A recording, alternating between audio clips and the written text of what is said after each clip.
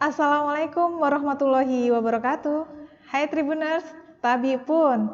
Selamat sore, Tribun Lampung dimanapun Anda berada. Jumpa lagi dengan saya, Sulistia, di acara Business to Business. Kali ini kita akan membahas tema terkait refleksi kuartal 3 ekonomi Lampung, strategi, tantangan, dan harapan.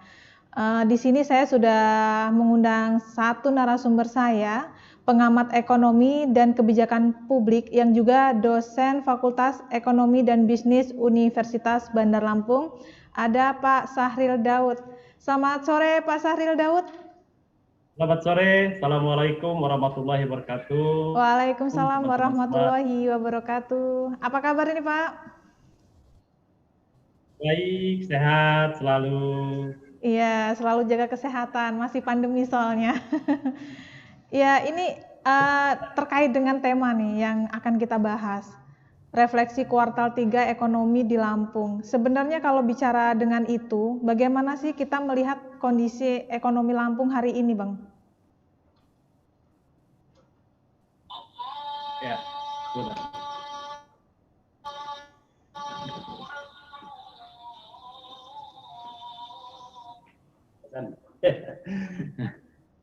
Ya. Baik, kondisi ekonomi Lampung saat ini masih berada di posisi minus 5 ya, minus 5,3 itu secara nasional. Kalau Lampung itu udah minus 5,5 ya ininya. Nanti mungkin kalau secara data pastinya nanti dari pihak statistik dan Bank Indonesia. Nah, cuman kondisi ekonomi kita saat ini adalah itu terus mengalami penurunan, apalagi nanti mulai minggu depan ini kan dari Jakarta akan menerapkan PSBB, itu otomatis itu akan sangat mempengaruhi di perekonomian Lampung maupun nasional khususnya. Mungkin saya akan sharing sedikit ya tentang kondisi ekonomi kita ya. Share screen. Boleh, mau nampilin data? Bisa. Settingan datanya bisa. Ya, oke. Ya, boleh sambil dijelaskan, Bang? Ya. Jadi kondisi ekonomi kita ya saat ini,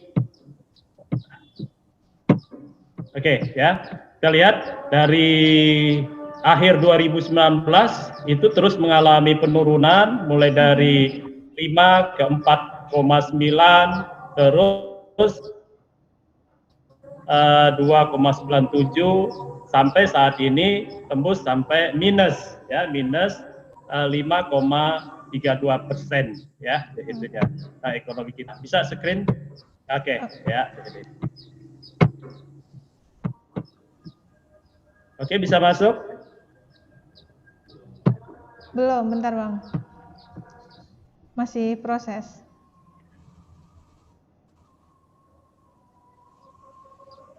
Ya. Nah, bisa masuk? Oke, bisa kelihatan? Bisa, tuh udah mulai tampil Bang. Iya, terkait pertumbuhan ekonomi Indonesia. Ekonomi kita lihat dari 2017, 2018 sampai awal 2019 itu masih baik-baik saja, bahkan mengalami pergerakan. Tapi dari akhir 2019 kita sampai ke 2020 ini sampai ke kuartal kedua ini kemarin itu sampai tembus 5,32%. Nah, di saat ini di kondisi ini adalah kita akan dikhawatirkan justru kita sudah mendekati kepada resesi ekonomi. Kalau ini sampai terjadi, tidak mampu kita untuk mempertahankan, ini akan terus mengalami penurunan. Nah, dengan ini banyak yang telah dilakukan oleh pemerintah dari pihak Menteri Keuangan dan sebagainya, program pemberdayaan UKM dan sebagainya. Sehingga harapan kita terhadap resesi ini bisa ditahan gitu ya, ditahan sehingga bisa perlahan-lahan dia bisa mengalami kenaikan menjadi memperkecil minusnya ya, jadi minus dan minus 5, terus harapannya itu sampai akan mengalami pertumbuhan positif. Nah, cuman kalau stimulus ekonomi yang dilakukan itu tidak mampu dalam pergerakan ekonomi, otomatis ini kita sudah berada di dalam pintu resesi. Kita akan mulai memasuki resesi, begitu. Oke. Nih ya, yang kita sangat khawatirkan.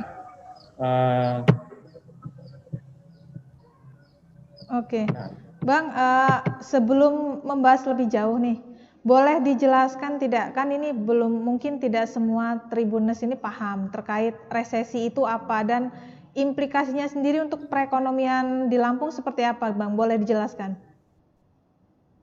Ya, posisi resesi ini ya, itu otomatis ketidakmampuan ekonomi kita mempertahankan ya, karena terus mengalami proses minus itu ya kan. Nah, ini nanti akan banyak terjadi dampak. Pertama adalah di dalam daya beli masyarakat semakin turun, PHK akan semakin besar-besaran. Bahkan yang khawatirkan itu akan terjadi kerawanan sosial ya, kerawanan sosial terus yang akan terjadi di masyarakat kita. Nah, dampak dari resesi ekonomi secara nasional otomatis itu akan mengena ke Lampung ya, secara di Lampung, sehingga yang paling kita khawatirkan adalah pertumbuhan ekonomi kita mengalami stagnan, terus mengalami penurunan gitu. Oke. Ini ya, jadi kalau kita lihat dari sini, kita harapkan ini ya, kalau pemerintah terus teman-teman para pelaku ekonomi semua ini bisa mempertahankan, ya mungkin resesi itu akan bisa kita tidak akan terjadi, khususnya di Lampung tidak akan terjadi. Tapi kembali lagi, kalau di dalam kita mempertahankan kondisi ekonomi kita itu tidak mampu, yaitu akan kembali ke masalah resesi itu. Ya.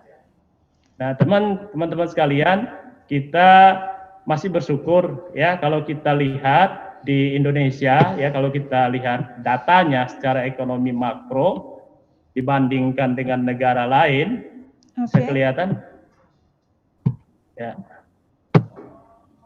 Bisa minta ditampilkan ya. lagi nih.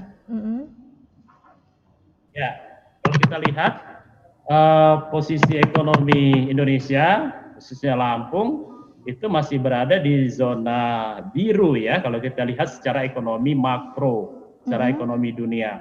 Itu artinya gimana, Bang? Banyak di negara-negara luar, ya banyak di negara-negara luar itu posisi pertumbuhan ekonominya udah terus di atas 10 minus ekonominya. Kemarin di Singapura aja itu sudah tembus 12 ya, 12 minusnya. Jadi seperti di Rusia, negara-negara lain ya, mereka ini posisi ekonominya itu mereka sudah masuk ke dalam resesi gitu. Masuk dalam resesi. Kalau di Indonesia itu secara ekonominya itu masih dikategorikan masih mampu bertahan ya, masih masuk di kategori biru gitu. Nah, ini apakah ada kaitannya dengan pemberian stimulus yang mungkin turut membantu menghambat setidaknya resesi yang mungkin bisa dibilang ada di depan mata gitu, Bang? Ya, jadi ini yang harus didaya upayakan para pemerintah ya. Ini kan saat ini kan khususnya di bidang UMKM, stimulus di bidang pendidikan. Artinya apa? Semua terjadi harus ada perputaran uang di tengah-tengah masyarakat kita. Nah, kenapa harus terjadi perputaran uang di masyarakat kita? Supaya ada kemampuan, ada daya beli masyarakat untuk menggerakkan di dalam ekonomi itu, sehingga semuanya akan bisa bergerak, terutama di bidang UMKM, usaha mikro ya. Kalau ini bisa digerakkan, ya mudah-mudahan ya resesi ini bisa kita tahan ya, sehingga posisi ekonomi kita berharap itu akan mengalami kenaikan itu kita harapkan. Kembali lagi bagaimana tingkat pemerintah untuk melakukan stimulus ini benar-benar secara efektif dan membuat pertumbuhan ekonomi di masyarakat itu. Oke, ini kalau kita melihat apakah pemberian stimulus ini cukup efektif gitu dalam menekan laju resesi yang mungkin bisa saja kita alami dalam waktu ke depan gitu, Bang? Ya, jadi kalau kita lihat ini adalah merupakan salah satu daya upaya yang dilakukan oleh pemerintah, ya kan, untuk mempertahankan, ya, untuk salah satu mempertahankan. Kenapa? Karena kalau ini tidak dilakukan, otomatis kita akan semakin terpuruk gitu ya, dirinya secara ekonominya otomatis akan semakin terpuruk. Kita lihat, ya. Oke, Bang, ini kalau kita melihat pertumbuhan ekonomi di Lampung sendiri kan tadi sempat bilang di awal menurun gitu, udah minus 3,7 lebih apa ya kalau tidak salah tadi. Apakah itu nanti ke depan kita melihatnya nih kalau dari kacamata pengamat ekonomi, trennya akan naik dan membaikkah atau justru bisa lebih buruk dari kondisi saat ini gitu, Bang? Ya, jadi kalau kita lihat dari ini ya, ini bisa saya tayangkan ini, bisa masuk ini? Ya. Bisa kelihatan datanya? Bisa, terkait rumus pertumbuhan ekonomi ini, Bang ya? Jadi ini ya, itu terjadinya suatu pertumbuhan ekonomi itu adalah kita lihat dari sini nih ya, dari produk domestik brutonya ini kembali lagi adalah tingkat konsumsi rumah tangga itu. Kalau tingkat konsumsi rumah tangganya semakin rendah, konsumsi pemerintah semakin rendah, investasi tidak ada, terus ekspor kita kecil, itu otomatis ekonomi akan terus makin mengalami penurunan dan otomatis kita akan menghadapi resesi, ya, itu kita akan masuk ke dalam resesi. Nah, tetapi ya kalau kita lihat kita investasi tidak ada, ekspor kita tidak ada, terus ada justru kata ada impor, ya kalau kita lihat kita ada impor, ini. Dan di konsumsi, tingkat konsumsi pemerintah dan konsumsi rumah tangganya ini bisa ditingkatkan ya dengan dilakukan program stimulus dari pemerintah. Artinya apa? Perputaran uang, perputaran ekonomi di dalam rumah tangga dan di pemerintah itu ada, itu bisa tertekan gitu ya di ininya. Tapi kalau ini ya ini terutama di stimulus itu tidak mengenai sasaran, terus konsumsi pemerintah nggak ada, konsumsi rumah tangganya nggak ada, otomatis kita akan masuk ke resesi itu. Karena kuncinya adalah ini ya, bagaimana kita akan ada suatu pertumbuhan di ekonomi itu kalau di konsumsi rumah tangga itu perputaran uang di masyarakat di rumah tangga itu ada, investasi tumbuh dan ekspor kita ada, dapatkan devisa. Tapi kalau ini tidak ada, ya udah otomatis kita akan berada di dalam masuk ke dalam resesi itu. Apalagi saat ini terus ekonomi kita semakin mengalami penurunan. Oke, mudah-mudahan ini penjelasan materi secara ilmu ekonomi ini mudah dipahami ya dengan Tribuners semua yang ada di luar yang tengah menonton tayangan ini. Berarti ini bisa menjadi gambaran ya Bang, berarti terkait stimulus COVID ini memang untuk meningkatkan konsumsi belanja rumah tangga, bisa dibilang demikian Bang? Betul, jadi untuk meningkatkan konsumsi rumah tangga ini dan konsumsi pemerintah ini, sehingga apa? Itu akan terjadi produk domestik bruto kita akan mengalami peningkatan. Jadi minus makin turun ini tadi itu minimal itu bisa ditekan, bahkan bisa pergerakan perlahan-lahan untuk mengalami penaikan. Oke. Ya. Terkait faktor Bang, kalau kita bicara faktor, mungkin ada faktor apa saja sih yang mempengaruhi ekonomi di Lampung sendiri kita melihatnya? Oke. Jadi kalau untuk Lampung ya kita sangat bergantung pada terutama khususnya ekonomi di bidang agribisnis ya, karena di Lampung ini adalah 70% itu bergerak di bidang pertanian. Nah, sehingga apa? Ekspornya Lampung itu adalah sebagian besar dari agribisnis ya. kita ada banyak ya, khususnya di bidang agribisnis perikanan itu.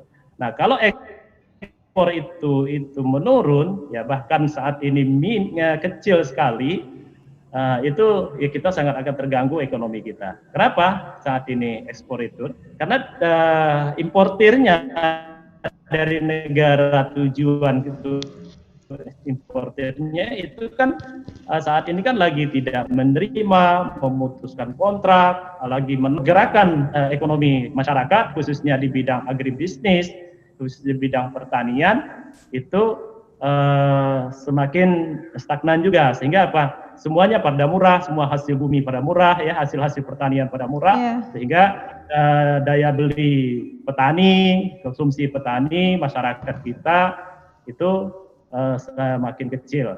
Nah, kalau ini terus semakin kecil, ya, hasil pertanian itu harganya tidak ada karena tidak bisa diekspor, sehingga mengandalkan pasar dalam negeri. Nah, bukan daya serap pasar dalam negeri pun sangat rendah gitu ya. Ya otomatis saat ini di mana-mana masyarakat kita, khususnya masyarakat petani itu mengalami kesulitan. Gitu. Memang saat ini kondisinya seperti itu, Bang. Kita sampel beberapa pasar tradisional, harga-harga sayuran mungkin dan juga cabai saat ini posisinya memang tengah murah. Ini mungkin apa yang bisa diupayakan pemerintah gitu setidaknya supaya daya beli masyarakatnya meningkat dan juga dari sisi petani pun tidak merugi gitu. Seperti di Lampung Barat banyak hasil panen yang dibiarkan begitu saja, Bang. Boleh dijelaskan? Jadi sekali lagi dari hasil pertanian itu adalah masuk ke dalam pengolahan, masuk ke marketnya, terutama di dalam pemberdayaan UMKM-nya. Nah, ini kan pemerintah sudah melakukan ini nih, perlahan-lahan sudah melakukan stimulus di bidang UMKM. Nah, tapi harapan kita bukan hanya di bidang UMKM-nya, ya di dalam pengolahan, di dalam pemasaran hasil pertanian dan sebagainya, tapi di pihak petaninya pun itu udah harus diberikan stimulus juga gitu dirinya. Nah, terus untuk apa? Sehingga hasil-hasil pertanian itu yang tidak bisa dilakukan penjualan langsung, itu bisa dilakukan pengolahan, bisa dijadikan di pengolahan ya, pengolahan di hasil pertaniannya. Jadi meningkatkan nilai jual juga kan ya? Nilai jualnya dan untuk daya tahannya ya, karena sifat hasil panen itu kan sifatnya cepat mudah rusak ya. Oke, benar itu Bang. Kalau kita melihat secara keseluruhan, sektor apa saja sih yang harus digenjot untuk pemulihan kondisi ekonomi supaya setidaknya tidak semakin menuju gerbang resesi tadi gitu? Ya, Lampung ya, bahkan Indonesia umumnya kita hidup berada di 97% itu dari UMKM. Ekonomi kita itu dari UMKM. Nah, untuk menghindari ini, untuk bisa menahan ini ya, UMKM ini otomatis ya UMKM-nya yang harus kita angkat gitu. Nah, banyak kan UMKM ini yang bergerak di bidang pariwisata, di bidang rumah tangga, di bidang kerajinan, bahkan di bidang agribisnis, di bidang pertanian tadi. Nah, ini yang harus benar-benar didukung. Nah, ekonomi kita itu 97% itu berada dari dalam UMKM. Nah, berarti kita sudah tahu datanya bahwa ekonomi ini itu bergerak dari UMKM. Ya, UMKM-nya yang benar-benar harus dipertahankan, yang harus digerakkan.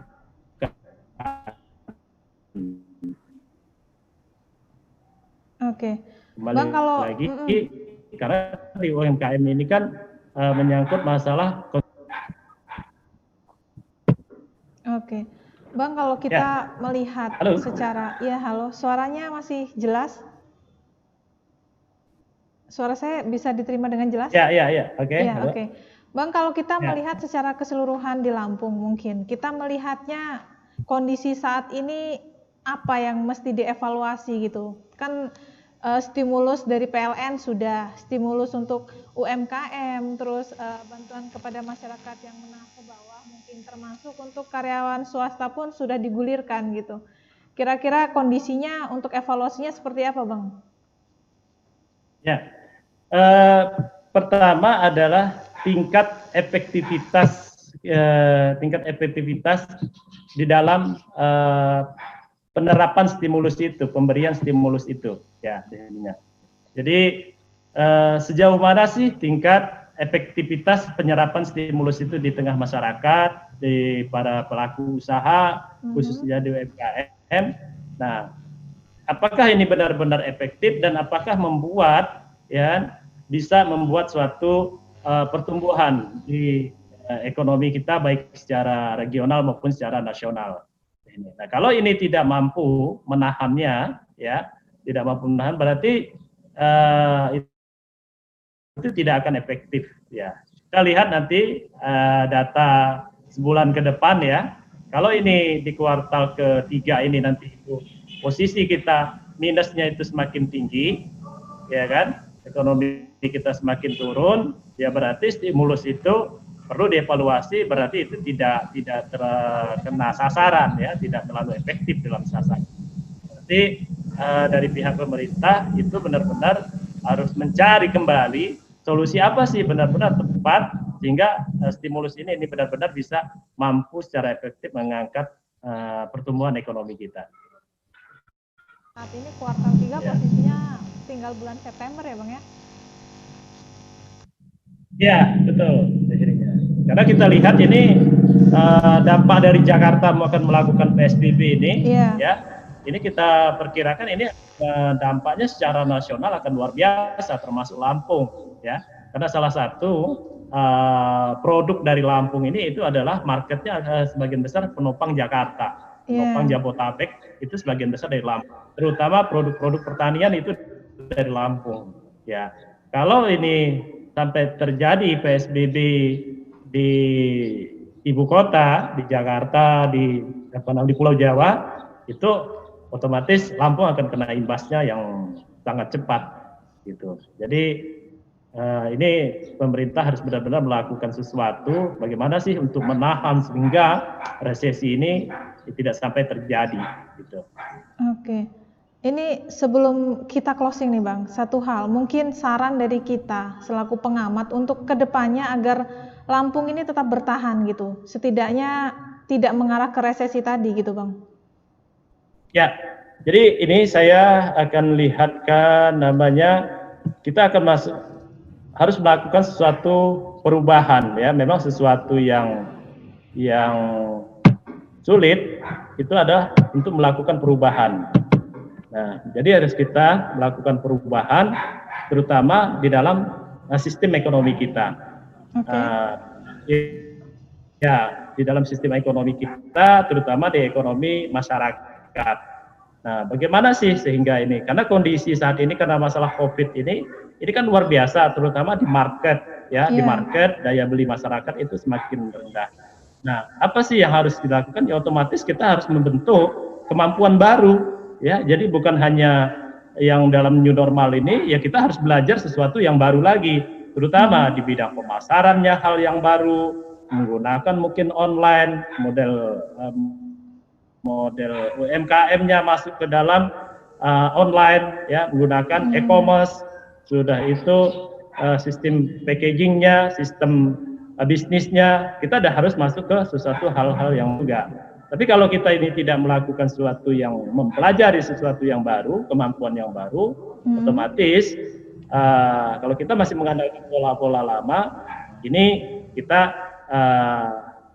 akan sulit lah untuk melakukan perubahan, untuk melakukan perkembangan. Karena gini, kita lihat dampak dari COVID ini, dari penurunan ekonomi ini tidak semudah dalam waktu cepat akan selesai ya. Dampaknya itu akan kita perkirakan sekitar 2 tahun ke depan itu belum tentu bisa pulih, akan seperti kembali semula gitu. Dan kembali seperti semula 2 tahun ke depan pun itu sistem ya bisnis pelaku UMKM dan sebagainya itu sudah berbeda, sudah sangat berbeda. Makanya apa sih yang benar-benar dia harus lakukan? Ya benar-benar kita harus melakukan sesuatu hal-hal yang baru. Kita belajar kembali yang baru itu. Ini. Nah, Itu karena, juga tantangan semua pihak ya Bang? Betul, karena dampaknya, ya dampak dari COVID ini kembali lagi tadi, itu saat ini kita berada di minus. Untuk tembus ke plus saja, kita mempertahankan masuk ke plus saja, berada di 1 aja itu kita butuh waktu gitu. Yeah. Terus untuk terus perlahan-lahan naik itu sangat butuh waktu. Sehingga diperkirakan 2 tahun pun belum tentu bisa akan kembali normal untuk secara pertumbuhan ekonomi. Gitu. Nah, jadi dengan kondisi ini ya kita tidak bisa menunggu. Ya kalau kita menunggu ya kembali lagi kita akan ketinggalan gitu. Jadi ya kita selaku masyarakat, selaku pelaku bisnis, pelaku ekonomi, kita harus melakukan suatu perubahan, dan di saat inilah kita harus berpikir bagaimana sih kita harus membangun kembali bisnis ini, membangun kembali ekonomi ini dengan sistem yang mampu kita lakukan. Oke, siap. Terima kasih nih Bang Sahril waktunya. Mudah-mudahan apa yang di-share di bincang-bincang kali ini bisa menjadi tambahan wawasan bahwa untuk bisa bertahan saat ini kita butuh pastinya inovasi dan kreativitas, termasuk tadi memanfaatkan e-commerce untuk pemasaran gitu ya Bang ya. Jadi kita nggak bisa pakai cara tradisional yang harus tatap muka seperti apa. Jadi kita harus lebih berbasis online. Terima kasih nih Bang Sahril Daud waktunya. Mudah-mudahan lain waktu kita bisa berjumpa lagi. Ya Tribuners, usai sudah perjumpaan kita dalam 30 menit ini membahas terkait kondisi refleksi kuartal 3 ekonomi Lampung, bicara strategi, tantangan dan harapan. Mudah-mudahan bermanfaat bagi para pemirsa semuanya. Terima kasih. Wassalamualaikum warahmatullahi wabarakatuh.